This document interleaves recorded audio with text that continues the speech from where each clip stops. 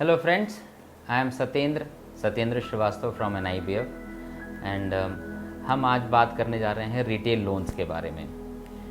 हमें बहुत सारे बच्चे अप्रोच करते हैं और ये जानने और समझने की कोशिश करना चाहते हैं बैंकिंग से रिलेटेड बहुत सारी टर्मिनोलॉजीज़ के बारे में, चाहे वो रिटेल लोन्स हो या कॉर्पोरेट लोन्स हो, कैश क्रेडिट हो, डिपॉजिट्स हो, वो उन्हें ये समझ में नहीं आता है कि इसके बारे में डिटेल जानकारी कहाँ लें।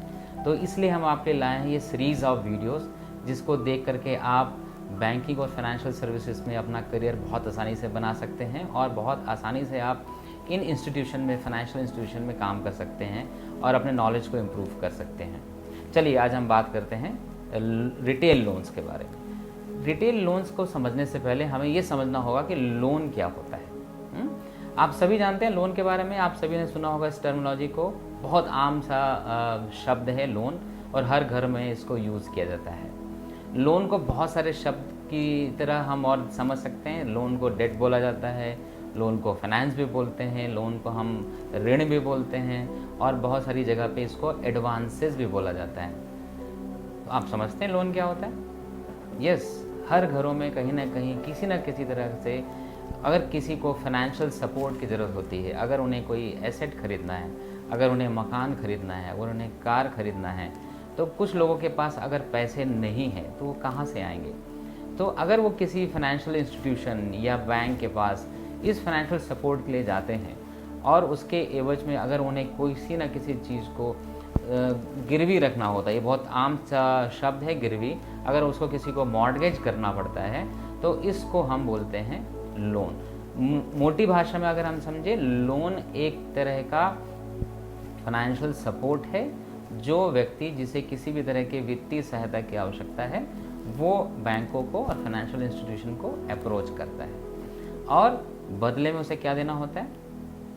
ऑफ कोर्स उसे बदले में इंटरेस्ट देना पड़ता है। कितने समय के लिए देना पड़ता है, कितना इंटरेस्ट देना पड़ता है, ये डिपेंड करता है कि किस तरह का लोन है और कितने समय के लिए लिया जा रहा है। नॉर्मली बैंक जो होते हैं वो 3 साल से लेकर के 20-25 साल तक के भी लोन दिए जाते हैं, डिपेंड करता है कि किस तरह का लोन वो लिया जा रहा है। तो इस वीडियो में हम बहुत सारी टर्मिनोलॉजीज को समझने की कोशिश करेंगे। तो पहला टर्म आपने समझ लिया, लोन। दूसरा टर्मिनोलॉजी जो इससे रिलेटेड है वो है प्रिंसिपल और इंटरेस्ट।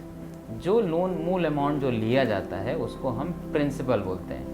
उदाहरण के तौर पे अगर आपने 1 लाख रुपए का पर्सनल लोन लिया है तो वो 1 लाख रुपए हो गया आपका प्रिंसिपल। अब आप इसको अगर 5 सालों के दौरान लौटाना चाहते हैं तो अगर जो ब्याज इसके ऊपर लगेगा उसे हम इंटरेस्ट भी बोलते हैं, और अगर आप वापस करेंगे तो प्रिंसिपल और इंटरेस्ट दोनों को मिला के आप 5 सालों के दौरान लौटाएंगे। कैसे ब्याज कैलकुलेट किया जाता है, इंटरेस्ट कैलकुलेट किया जाता है, हम इसे आगे की वीडियो में ज़रूर समझेंगे। बट आज की वीडियो में हम समझना चाहते हैं रिटेल लोन क्या होता है। तो जैसा मैंने बताया, लोन कई कैटेगरी का होता है, कई तरीके का होता है। उसी में कॉर्पोरेट लोन और इंडिविजुअल लोन। तो जो लोन किसी इंडिविजुअल को दिया जाता है, जैसे हम और आप, उन्हें हम उसको रिटेल लोन बोलते हैं, जैसा कि इसका नाम से भी क्लियर है। वहीं पर अगर किसी फाइनेंशियल इंस्टीट्यूशन अगर किसी संस्था को देती है, चाहे वो कंपनी हो, पार्टनरशिप फर्म हो या किसी और तरह की सोसाइटी हो, ट्रस्ट हो, तो उस तरह के लोन को नॉर्मली हम कॉर्पोरेट लोन की तरह से समझते हैं। इन लोन्स की भी बहुत तरह की कैटेगरीज होती हैं, हम इनको धीरे धीरे समझने की कोशिश करेंगे। जैसे secured loan, unsecured loan, cash credit loan, business loan, there are so many different types of loans are there, जो हम इसको ज़रूर समझेंगे। नाउ जैसा हमने बताया कि लोन को डेट भी बोला जाता है, तो अगर प्रिंसिपल और इंटरेस्ट ये दोनों मिला करके एक निश्चित अवधि में उसको वापस किया जाता है, और ऑब्वियसली उसके लिए जो बोरोवर होता है और जो लेंडर होता है, जिसने लोन दिया उसे लेंडर बोलते हैं, और जिसने लोन लिया या पैसे को बोरो किया उसे बोरोवर बोला जाता है। तो बोरोवर और लेंडर के बीच में एक तरह का कॉन्ट्रैक्ट जरूर होता है। किसी भी लीगल इंस्टीट्यूशन में, फाइनेंशियल इंस्टीट्यूशन में जब भी लोन दिया जाता है तो उसके पीछे एक कॉन्ट्रैक्ट भी होता है। इसको हम कॉन्ट्रैक्ट भी कई तरह के होते हैं, इसको हम धीरे धीरे समझेंगे। बट कोई भी वित्तीय संस्था या फाइनेंशियल इंस्टीट्यूशन बिना किसी कॉन्ट्रैक्ट के बोरोवर को लोन नहीं देती है। ये एक लीगल ट्रांजैक्शन है। समझ में आया आपको? बहुत अच्छा है। चलिए अब हम आगे चलते हैं। लोन्स, जो रिटेल लोन्स है, जैसा मैंने आपको बताया, वो इंडिविजुअल्स को दिया जाता है, किसी भी व्यक्ति को दिया जाता हो। साथ में इस लोन का यूज़ क्या होता है, इसका पर्पस क्या होता है? नेचुरली उस व्यक्ति के पास पैसे नहीं है एक मुश्त, अगर उसे मकान खरीदना है, उसे कोई ट्रक खरीदना है या कार खरीदनी है, या उसे अपने बच्चे की एजुकेशन या मैरिज के लिए पैसे चाहिए, तो इस तरह के पर्पस के लिए उसको लोन दिया जाता है। और पर्पस के ऊपर, बिना किसी पर्पस के कभी वित्तीय संस्था से आपको लोन नहीं दिया जाता। ये बात हमें समझने वाली बात है। हर किसी के पीछे एक फ्रूटफुल पर्पस होना चाहिए। आप तो जानते हैं बैंक का काम क्या होता है। बैंक का काम होता है कि लोगों से पैसा लेना in the form of deposit, और ज़रूरतमंद को लोन देना किसी पर्पस के लिए।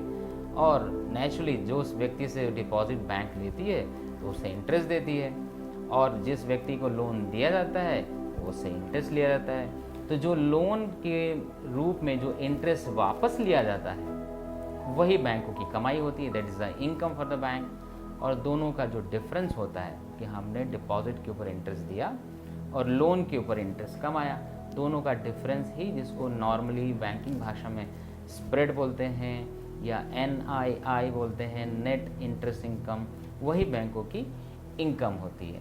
और ये जो लोन दिया जाता है वो या तो उसको एक साथ दे दिया जाता है या उसको पार्ट पार्ट में भी दिया जाता है। ये इस बात पर निर्भर करता है या इस पर डिपेंड करता है कि रिक्वायरमेंट किस तरह की है। For example, in a case of housing loan, in case of housing loan, अगर किसी को कंस्ट्रक्शन के लिए लोन लेना है तो नेचुरली उसको सारे पैसे एक साथ ज़रूरत नहीं होती। जैसे जैसे कंस्ट्रक्शन होते जाता है उसे पैसे की आवश्यकता होती है, वैसे वैसे लोन को दिया जाता है। अब ये रिटेल लोन्स के बेनिफिट्स क्या हैं? बेनिफिट्स इंडिविजुअल्स को भी होता है और बेनिफिट्स दूसरों को भी होता है। उस इंडिविजुअल को क्या बेनिफिट है?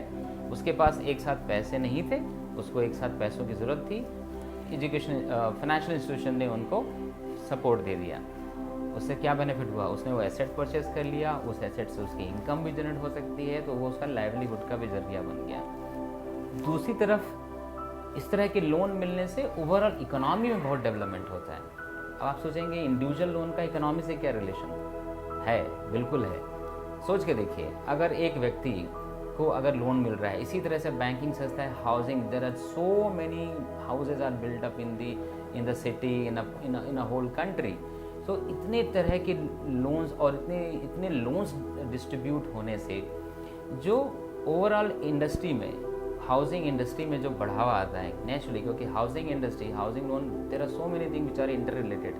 कैसे अगर एक मकान बनता है तो मकान के साथ स्टील इंडस्ट्री जुड़ी हुई है, मकान के साथ सीमेंट इंडस्ट्री जुड़ी हुई है, मकान के साथ कितने सारे लोगों को एम्प्लॉयमेंट मिल रहा है। तो इन सब वजहों से अगर एक लोन की तरफ अगर इंस्टीट्यूशन ज़्यादा से ज़्यादा लोन देती है, ज़्यादा से ज़्यादा लोन बांटती है, तो ऑब्वियसली एक पूरी तरह इकोनॉमी में पॉजिटिव सा डेवलपमेंट होता है। सो आज हमने रिटेल लोन्स चैप्टर के अंतर्गत हमने ये समझने की कोशिश करी कि लोन क्या होता है, रिटेल लोन क्या होता है, रिटेल लोन कितने तरह के होते हैं, रिटेल लोन के क्या बेनिफिट्स होते हैं। तो अगर आप किसी भी बैंक में या किसी भी फाइनेंशियल इंस्टीट्यूशन में काम करना चाहें तो आपको इस बात की पूरी क्लियरिटी होनी चाहिए कि रिटेल लोन काम कैसे करता है। आगे के वीडियोस में हम ये समझने की कोशिश करेंगे कि रिटेल लोन से जुड़ी हुई और भी कई तरह की टर्मिनोलॉजी, जैसे EMI क्या होता है, प्री EMI क्या होता है, गारंटर कौन होते हैं, बोरोवर की और क्या क्या रिस्पॉन्सिबिलिटीज़ होती है, उन्हें किस किस बात का ध्यान रखना चाहिए, एज अ बैंकिंग ऑफिशियल्स आपको किन बातों का ध्यान रखना चाहिए अगर किसी को लोन देना है। तो इन सारी चीज़ों की चर्चा हम अपने अगले वीडियोस में करेंगे।